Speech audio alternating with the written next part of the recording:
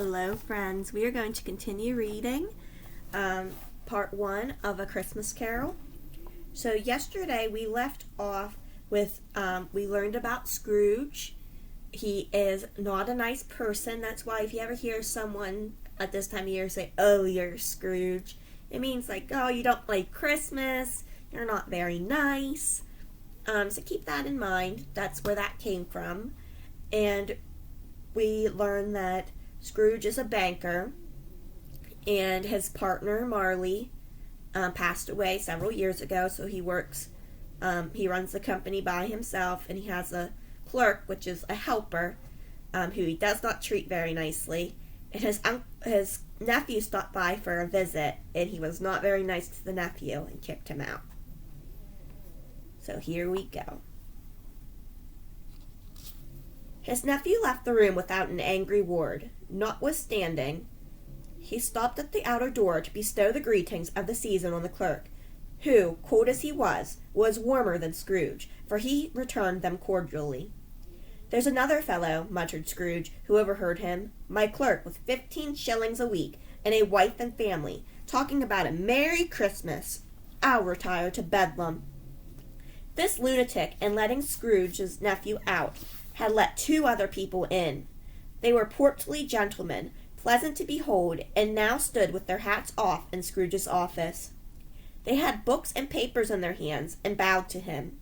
"Scrooge and Marley's, I believe," said one of the gentlemen, referring to his list. "Have I the pleasure of addressing Mr. Scrooge or Mr. Marley?" "Mr. Marley has been dead these 7 years," Scrooge replied. "He died 7 years ago this very night."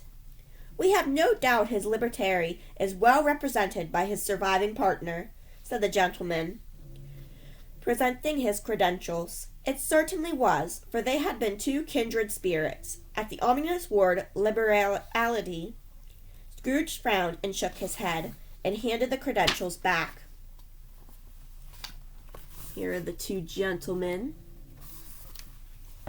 "At this festive season of the year, Mr. Scrooge," said the gentleman, taking up a pen, "it is more than usually desirable that we should make some slight provision for the poor and destitute, who suffer greatly at the present time. Many thousands are in want of common necessaries. Hundreds of thousands are in want of common comforts, sir." "Are there no prisons?" asked Scrooge. "Plenty of prisons," said the gentleman, laying down the pen again. "And the union workers?" demanded Scrooge. "Workhouses?" demanded Scrooge. "Are they still in operation?" "They are still," returned the gentleman. "I wish I could say they were not." "The treadmill and the poor law are in full vigor, then?" said Scrooge. "Both very busy, sir." "Oh, I was afraid from what you said at first that something had occurred to stop them in their useful course," said Scrooge. "I'm very glad to hear it." "Under the impression that they are scarcely furnished Christian cheer of mind or body to the multitude," returned the gentleman, "a few of us are endeavoring to raise a fund to buy the poor some meat and drink and means of warmth. We choose this time because it is a time of all others when want is keenly felt and abundance rejoices. What shall I put you down for?" "Nothing," Scrooge replied. "You wish to be anonymous?" "I wish to be left alone," said Scrooge. "Since you ask me what I wish, gentlemen, that is my answer. I don't make merry myself at Christmas, and I can't afford to make idle people merry. I help to support the establishments I have mentioned. They cost enough, and those who are badly off must go there. Many can't go there, and many would rather die."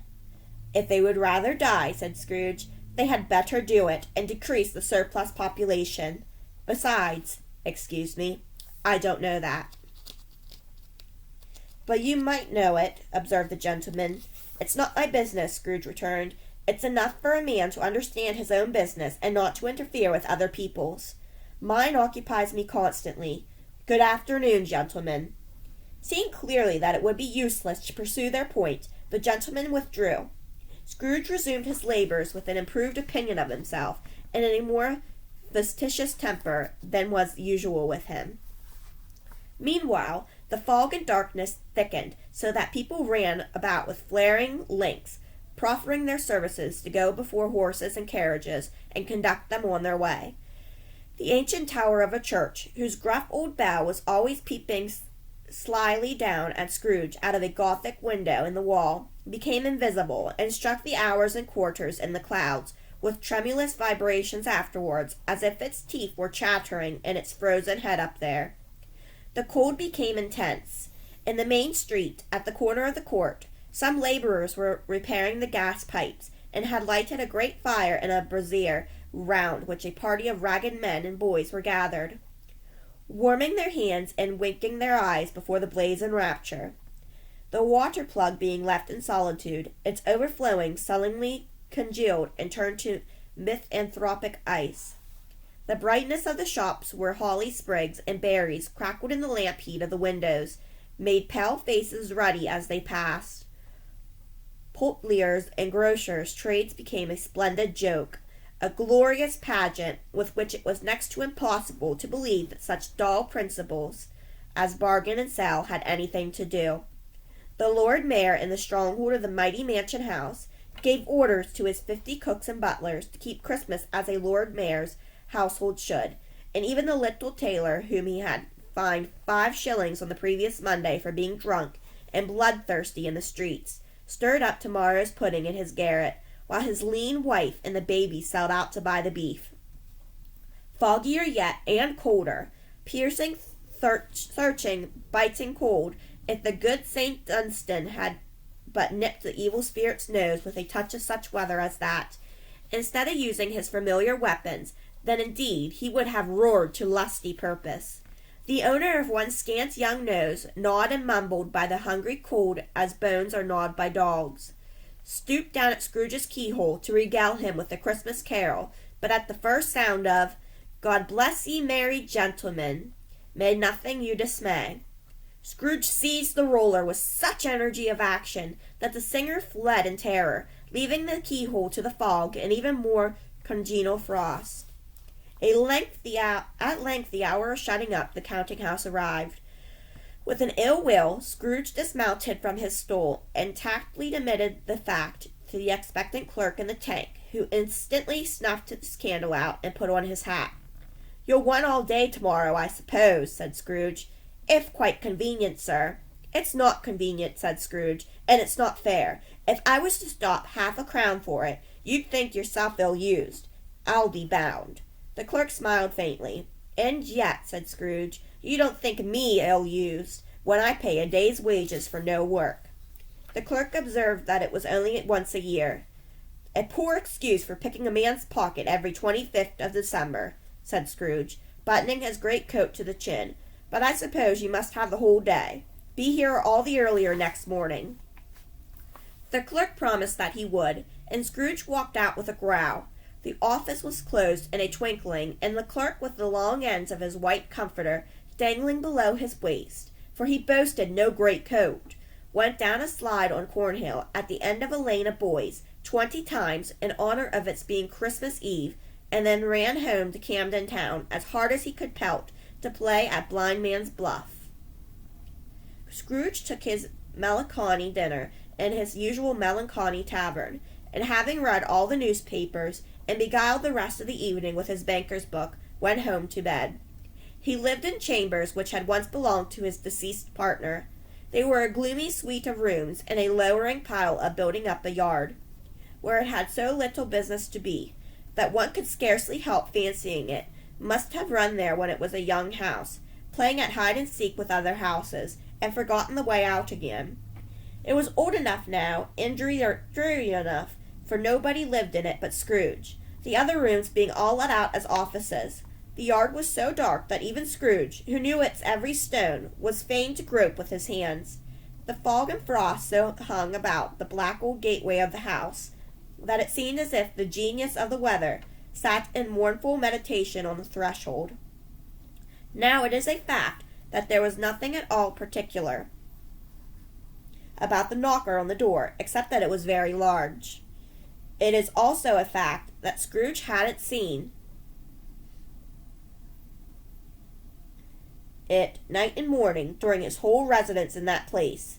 Also, that Scrooge had as little of what is called fancy about him as any man in the city of London, even including, which is a bold word, the corporation, alderman, and livery. Let it also be borne in mind that Scrooge had not bestowed one thought on Marley since his last mention of his 7 years dead partner that afternoon. And then let any man explain to me, if he can, how it happened that Scrooge, having his key in the lock of the door, saw in the knocker, without its undergoing any intermediate process of change, not a knocker, but Marley's face. Marley's face. It was not an impenetrable shadow as the other objects in the yard wore, but had a dismal light about it, like a bad lobster in a dark cellar. It was not angry or ferocious, but looked at Scrooge as Marley used to look, with ghostly spectacles turned up on its ghostly forehead. The hair was curiously stirred, as if by breath or hot air, and though the eyes were wide open, they were perfectly motionless. That, in its livid color, made it horrible, but its horror seemed to be in spite of the face and beyond its control, rather than a part of its own expression. As Scrooge looked fixedly at this phenomenon, it was a knocker again. To say that he was not startled, or that his blood was not conscious of a terrible sensation to which it had been a stranger from infancy, would be untrue. But he put his hand upon the key he had relinquished, turned it sturdily, walked in, and lighted his candle. He did pause, with a moment's irresolution, before he shut the door, and he did look cautiously behind it first, as if he half expected to be terrified with the sight of Marley's pigtail sticking out into the hall. But there was nothing on the back of the door except the screws and nuts that held the knocker on, so he said "Pooh-pooh," and closed it with a bang. The sound resounded through the house like thunder.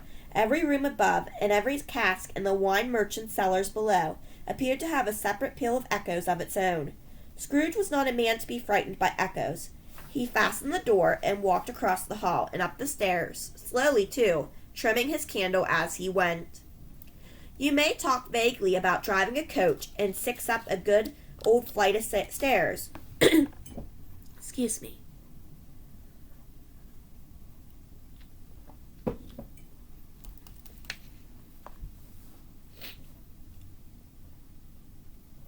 Or through a bad young Act of Parliament, but I mean to say you might have got a hearse up that staircase and taken it broadwise, with the splinter bar towards the wall and the door towards the balustrades, and done it easy.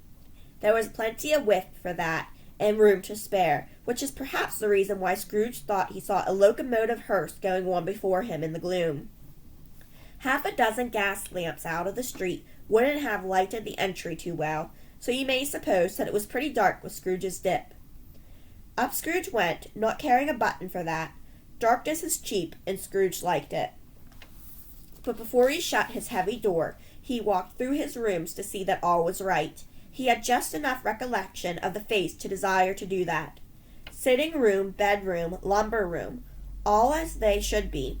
Nobody under the table, nobody under the sofa, a small fire in the grate, spoon and basin ready, and a little saucepan of gruel. Scrooge had a cold in his head, upon the hob. Nobody under the bed, nobody in the closet, nobody in his dressing gown, which was hanging up in a suspicious attitude against the wall. Lumber room as usual, old fire guard, old shoes, 2 fish baskets, washing stand on 3 legs, and a poker. Quite satisfied, he closed his door and locked himself in. Double locked himself in, which was not his custom. Thus secured against a surprise, he took off his cravat, put on his dressing gown and slippers, and his nightcap, and sat down before the fire to take his gruel. It was a very low fire indeed, nothing on such a bitter night. He was obligated to sit close to it, and brood over it, before he could extract the least sensation of warmth from such a handful of fuel. The fireplace was an old one, built by some Dutch merchant long ago, and paved all round with quaint Dutch tiles designed to illustrate the scriptures. There were Cains and Abels, Pharaoh's daughters, Queens of Sheba, angelic messengers descending through the air in clouds like feather beds, Abrahams, Belshazzars, apostles putting off to sea in butter boats. Hundreds of figures to attract his thoughts, and yet in that face of Marley, 7 years dead, came like the ancient prophet's rod, and swallowed up the whole. If each smooth tile had been a blank at first, with power to shape some picture on its surface, from the disjointed fragments of his thoughts, there would have been a copy of old Marley's head on every one. "Humbug," said Scrooge, and walked across the room. After several turns, he sat down again. As he threw his head back in the chair, his glance happened to rest upon a bell. A disused bell that hung in the room and communicated, for some purpose, now forgotten, with the chamber in the highest story of the building. It was with great astonishment, and with a strange, inexplicable dread, that as he looked, he saw this bell begin to swing. It swung so softly in the outset that it scarcely made a sound, but soon it rang out loudly, and so did every bell in the house. This might have lasted half a minute, or a minute, but it seemed an hour. The bells ceased as they had begun together. They were succeeded by a clanking noise, deep down below, as if some merchant were dragging a heavy chain over the casks in the wine merchant's cellar. Scrooge then remembered to have heard that ghosts in haunted houses were described as dragging chains.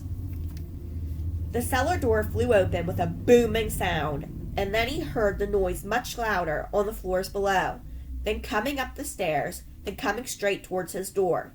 "It's humbug still," said Scrooge. "I won't believe it." His color changed, though, when without a pause it came on through the heavy door, and passed into the room before his eyes. Upon its coming in, the dying flame leaped up, as though it cried, "I know him, Marley's ghost," and fell again. We will continue tomorrow and finish up part 1 of A Christmas Carol.